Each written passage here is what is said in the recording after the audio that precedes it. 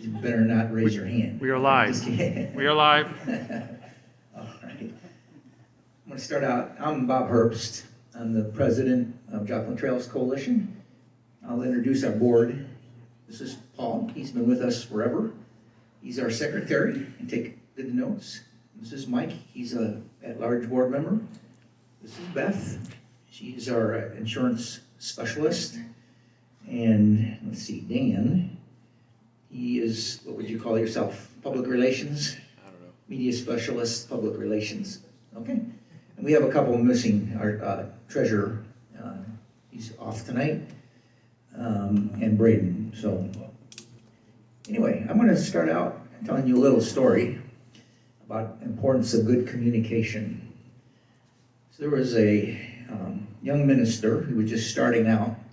He was an Episcopal priest. His first assignment was Washington, D.C., and his very first public appearance was going to be doing a Lent service. For those of you who are not familiar, it's called Ash Wednesday, where people come forward and they put ashes on your head and the sign of a cross to make you remember what Christ did for us. So he had the morning shift, and people were coming in on their way to work. And he would hold the service, and then they would line up, and he'd put the ashes on their head. But before he could, he was a little nervous. He couldn't find the ashes. He looked and looked and looked, could not find them. The priest had forgotten to tell him where they were. So he looked on the top shelf, and he found this box, and there the ashes were. So he said, oh, okay, great. So he went ahead and did the service, and he was putting the ashes on everybody's forehead. Well, the priest came in, the regular priest, and he had this look of horror on his face. He said, who opened Mrs. Jones's ashes? She was cremated, and he had mistaken that for the ashes that were putting on their forehead. So he was wondering, that would explain why everybody was complaining about the ashes being kind of gritty. All right? So anyway, we got a tough crowd tonight. Yeah. All right, I better just get after it, huh? All right, I'm going to divide this up into three categories. And first of all, we're going to talk about projects that we have completed this year in 2021. Then I'm going to be talking about the projects that we are in the middle of right now. And then finally, we're going to be talking about upcoming projects, and that's where we'd like your input. So you'd be thinking of while I'm talking, all right? So I'm going to talk about a section. Okay, very good. There we go. All right. This section right in from the state line all the way up to about right there. That was a Boy Scout wanted to do his Eagle Scout project.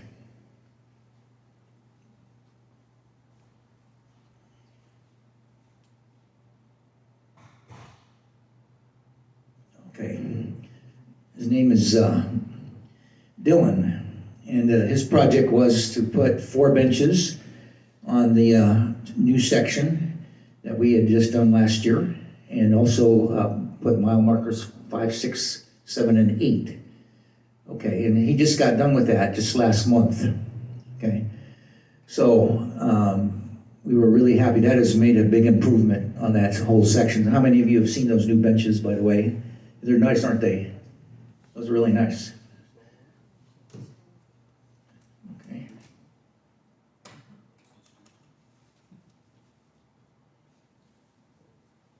Okay. Another thing we did was there was over by Carthage there, one of the culverts there had a really bad erosion problem. And so we, a group of us got together and we were able to fix that. I was worried somebody was going to drive off and into the ditch there. So that was one thing that we did that really, I think, made a huge difference.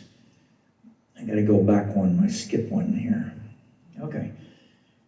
We, the board decided for this for the Ruby Jack, that we were, in order to make the trail safer in case anybody had an accident on the trail, we wanted the mile markers to be consistent with the way that the highway department does it, so that they can contact EMS and tell them their approximate location.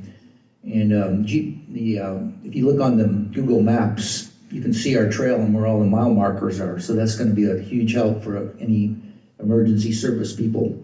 But we started at the state line, and we were able to go all the way up to Carthage. And some of you who were here helped me do that, and it was pouring rain when we were doing that. So that was a job well done. All right.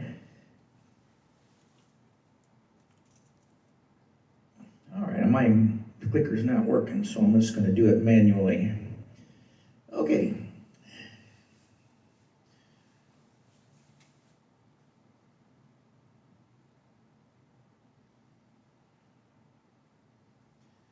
Okay, so from about right here to about right in there, we resurfaced a little over 1.5 miles of the Ruby Jack, and that's putting the real fine gravel on top of the gravel that was just a little bit bigger.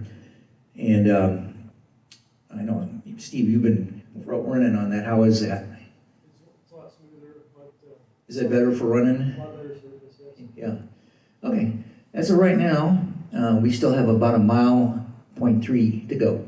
So hopefully we're going to finish that up. That'll go from where we stopped all the way to Highway D in Orinoco. And then the whole trail, except for the last 2 miles, or that's this part here, will be done.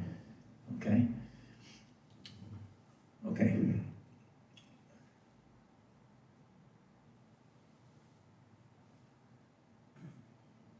Okay, this is a couple pictures from our most recent work day. Okay. All right, now the projects that we have in progress as of right now. How many of you have heard of Robert Mcdormand? Anybody in here? Yeah. Okay, he was a professor and a tremendous supporter of our trail, and he was tragically killed in an accident, and his family wanted to do something to remember him, and they've started to fund, and we were going to put a bench on the trail somewhere on the Frisco. We haven't yet decided where it's going to be. We're still deciding, but it's going to have a nice plaque with his name on it, and hopefully we're going to have a lot of people using it, and every time they go by, they'll remember him. He was a great friend of our trail. The bench has already been purchased, by the way, so we're just in the process of trying to figure out where we're going to put it. This is going to be a little bit more expensive. Just a little to the north in the Webb City section, this is one of the bridges. And originally we were going to just put a rail up there, but Mike started poking around down in there, and he noticed that the concrete was chipping away, and what that's problem is it's going to eventually get underneath the foundation. The whole bridge will have to be replaced unless we do something about it. So we have decided that rather than wait and have a big problem, we're going to go ahead and take care of that now. And also we'll put up a railing. There's about a 12-foot drop off there. Let's see. Yeah, over from there to there, it's about 12 feet. So we really need to take care of that. And I think Beth would feel good about that if we make it a little safer. Okay. Okay, now future projects. This is one that a lot of people have asked about, and they said, how can we get from the Frisco to the Ruby Jack? There is, the road is too dangerous. It's really well traveled. So we've been talking with Webb City, and as you can see, I'll kind of try to point that out here. There. Okay, you can see here, if you follow that, that's the old railroad line from the old mining days, and it's still, you can still see it. So what we have wanted to do is we wanted to start there and then go up, and then we're not sure, once we get here, we're not sure where we're gonna go. But we wanna go all the way up here to Orinoco. That's a distance of about 2.3 miles. It's gonna be more expensive than putting gravel on the railroad bed because there's nothing there anymore. So we're gonna have to do a lot of preparation work, and it's been fortunate for us that the city manager of Webb City is a tremendous trail advocate. His name's Carl Francis. They have purchased a large amount of land between Webb City and Orinoco, a large amount. Not all of it is owned by them. Some of it's still private. But they are very much interested in working with us in putting in a trail. And as a matter of fact, we actually wrote a grant last year to MoDOT, but it was rejected. So we've learned a few things about what they're looking for, and we're hoping next go around we will be able to correct what we didn't do right, and hoping we'll have a better shot at getting it. Okay, that is really exciting. If, to my knowledge, if we do this, we would be the only county in the state of Missouri that would have 4 of our major cities all connected by a trail. And so, to me, that would make us a destination trail. What I mean is people from other areas would come here to ride that. That's, and I think we can talk to Patrick and other people who can promote Joplin. I think we can really sell that, and I think it's going to be good for the whole city, both financially and from an exercise point of view, a recreational point of view. Okay. I'm going to have time for questions. So, as I said, we're partnering with Webb City. They have been very, very supportive. And this is, notice the old railroad depot there in Orinoco. They've restored that, and but it's just sitting empty. So hopefully someday we can make use of that. Okay. We've there's still 2 miles of section from County Road JJ to the Kansas state line that is still undeveloped. As you can see, it's very overgrown, and we would like to finish that eventually.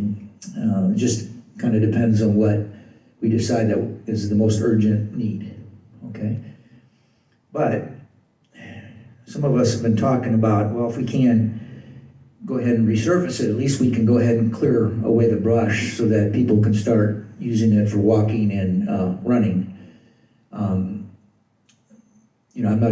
We probably would take a couple years to clear all of that. It's very badly overgrown. But if we have a lot of volunteers now, so we could probably get it done in a timely fashion. Okay, this is our nemesis here. This is live railroad tracks, Kansas City Southern, and this is the Ruby Jack that goes into Carl Junction way up here. There's no way to cross that legally. Now I know a lot of people do it, but they're kind of trespassing. So we're going to have to figure out a way to either get around it or come up with a lot of money to go under or over it. So if anybody has $500,000, come and see me, please. We'd like to take care of that. All right, this is the section we've been discussing for at least a year. This is on the Frisco, right next to Fountain Road.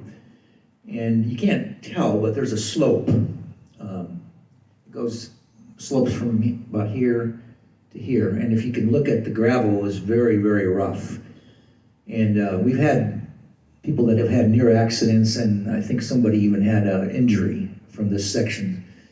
So we are trying to decide what's the best way and most economical way to fix this. Either cement would be the best, but it's the most expensive also. A blacktop was a possibility. So anyway, this is definitely something that we are talking seriously about fixing.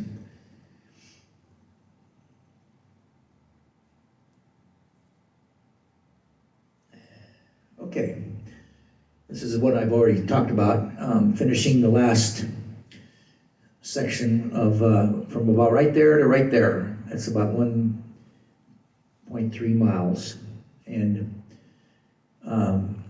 we are very close to getting that done, and it's going to be a really nice trail once we get that done. So it takes for every truckload we do about 200 yards of trail, and that costs $200, so it's about $1 a yard. That's just the way it is. Stuff is expensive. One more. Okay. So those are the projects that we're thinking about. So I'm going to open it up for questions. Do we have any questions? All right. Oh, can you help me here? I have a little questionnaire here. It's called the public feedback. And so what I want you to do, I've got the projects that I have discussed, and if you would rank them from most important to least, 1 being most important, 5 being least important. When we have our board meeting in January, we'll take this and we'll decide, from your input, what we need to accomplish this next year. Okay? I have some pens here.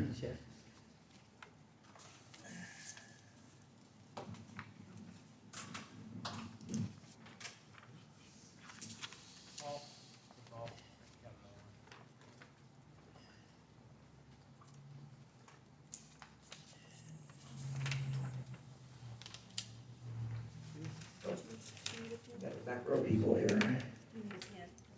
There's some pens here. I believe you're supposed to rank it. Rank it from 1 to 5.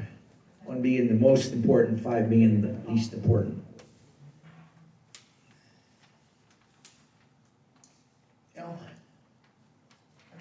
You got one? Okay. Got it. Everybody have a pen? Oh.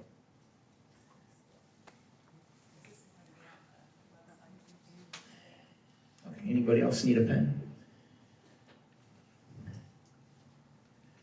And if we can maybe post this on Facebook or whatever. Yeah. We'll be able to try to post that. Oh, turn it off.